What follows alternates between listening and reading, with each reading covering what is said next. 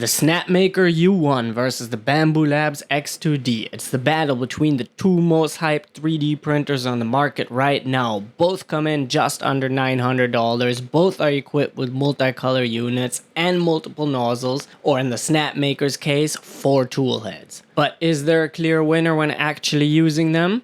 In this video, I'm going to give you my honest opinions on everything from form factor to noise levels and print quality. For each category, I will go through and award points to the winner. At the end, I'll not only crown one the best printer, but I'll also give you my totally subjective opinion on which one is the one I would choose if I could only keep one. My scoring system will consist of negative points, things I don't like about the printer, and plus points. Each time I will award between 1 and 3 points based on how important I think the criteria is. 1 point means a small downside or benefit, and 3 points mean a major game-changing feature or something that really hurts the printer in my opinion. Both printers were provided to me for free, but as always, if something sucks, I will tell you. Let's get right into it. First, the form factor and design. Snapmaker's form factor is wide and tall, and to be honest, with spools on both sides of the printer at the same time, it's too wide to fit in most of my shelves, so I'm going to give 2 minus points for this. The Snapmaker spools are completely exposed to air, and therefore the filament will not stay dry for long. For this, I will give 1 minus point to the Snapmaker. The AMS2 Pro, on the other hand, keeps the filaments dry and has a built-in filament dryer, so 2 points for the X2D. On the other hand, the Snapmaker's poop bin has a very smart design, and I like its location and that the poop doesn't fly all over the place, so 1 plus point for the Snapmaker. The Snapmaker also has a larger build plate and all the space is usable, unlike the X2D, so here I will give 2 plus points for the Snapmaker. And I will give 1 minus point to the X2D because the left side of the build plate is only usable by the left nozzle. Next, the X2D form factor. It's smaller, as in it's not as wide, and has an overall cleaner package, with the AMS2 Pro sitting on top, saving space and fitting in most of my cupboards.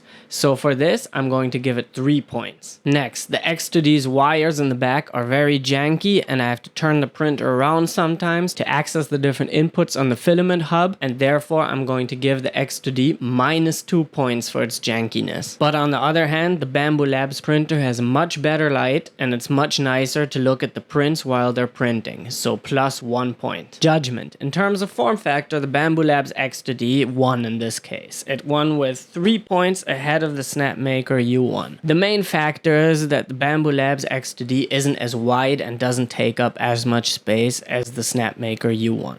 Next, let's talk about multicolor and multi-material handling, which really is the main event here. To start off, the Snapmaker U1 really kicks the X2D's butt in this category. It's incredibly fast, which gives it 2 plus points, saves a ton of filaments, 2 more points, 2 points for the multi-material prints, and 3 points for the 4 print heads. That's 9 points in total. Additionally, the TPU capabilities of the Snapmaker U1 are very good. It can handle multi-material TPU, which is something that the X2D definitely cannot with its Bowden extruder. So 2 points for the Snapmaker U1. Next, the Snapmaker U1 doesn't have a hardened steel nozzle, while the X2D does. So 1 point minus for the Snapmaker U1 and 1 point plus for the X2D. Next, the Snapmaker does not have an enclosure. 2 points minus for the Snapmaker, 2 points plus for the X2D. Alongside this, the Bambu Labs X2D has a fantastic chamber heater, and with its small size and quick chamber heating, it might be the most reliable engineering filament printer I've tested so far. 2 points for the X2D. And last in this category is the AMS2 Pro unloads itself automatically, which is super convenient when switching filaments. It means you just put a filament in and take one out at your ease. While on the Snapmaker U1, you have to press a button, wait for the print head to heat, and it's a whole thing. So 1 point for the X2D and 1 minus for the Snapmaker U1. Judgment. In terms of multicolor prints, the Snapmaker U1 absolutely blew the X2D out of the water.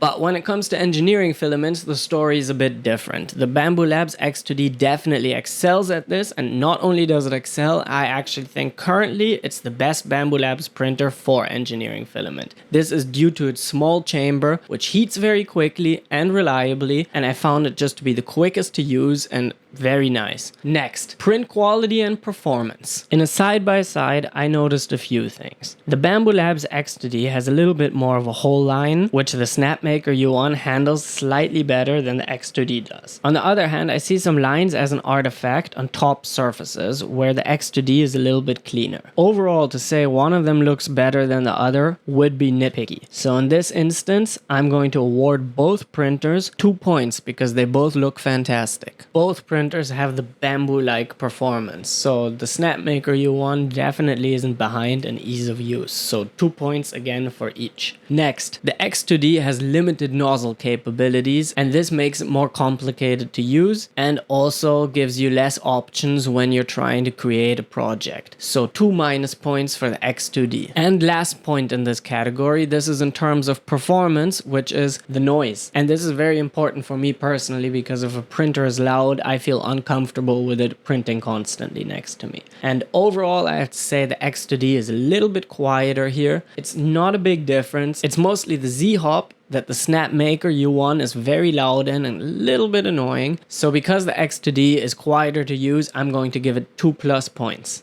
Judgment. I think this category is a bit of a tie because looking at both prints, they both printed absolutely fantastically and I didn't have to tweak around too much with the settings to get those great results. Now for the last category, ease of use, the software, and the maintenance. First of all, when I started off using them, both printers connected quickly, both slicers work great, so 2 points for each. Slicer is easy to use. Next, Snapmaker Orca Slicer crashed a few times, so I'm going to take 1 point off for this. It's not Orca Slicer, it's Snapmaker's version of Orca Slicer that crashed.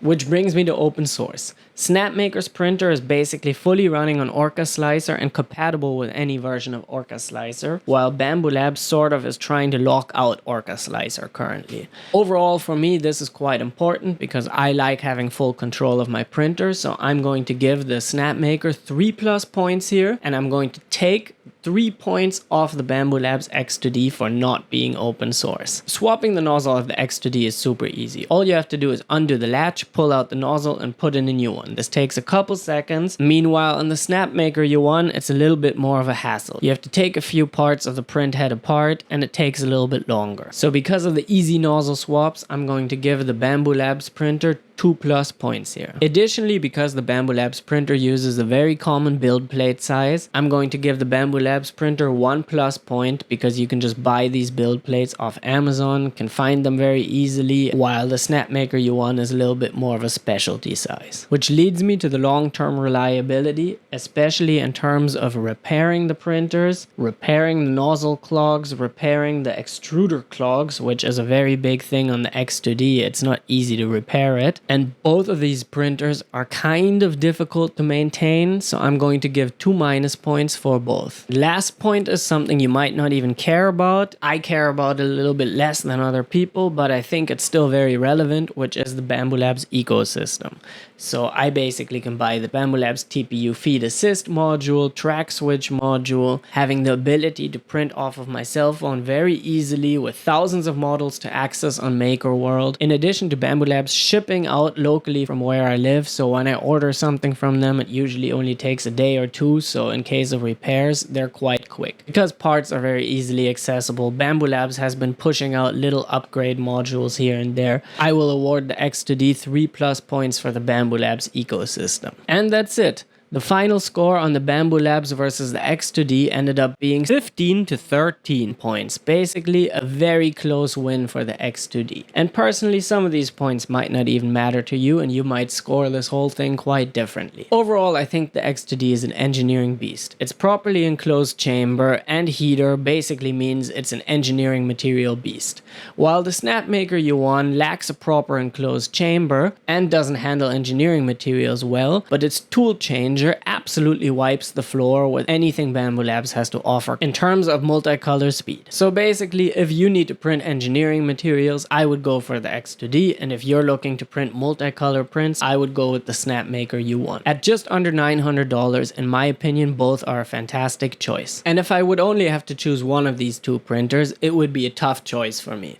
With a broken heart, I would have to choose the X2D for 3 reasons. Number 1, because I don't use multicolor a lot, and I'm more into engineering materials. Number 2, because the spools hanging off the sides of the Snapmaker U1 means that it doesn't fit on any of my shelves, and realistically I can only keep it under my desk. And number 3, because my Bambu Labs is a tiny bit quieter and I'm trying to respect my downstairs neighbors. And that's it for now. If you own either of these printers or both and have varying opinions or even agree with me, please leave your opinions down in the comments below. And if you just want to support this channel or pick up one of these printers at no additional cost to you, I left my affiliate links down in the description. Thanks for watching and have a nice day. Bye!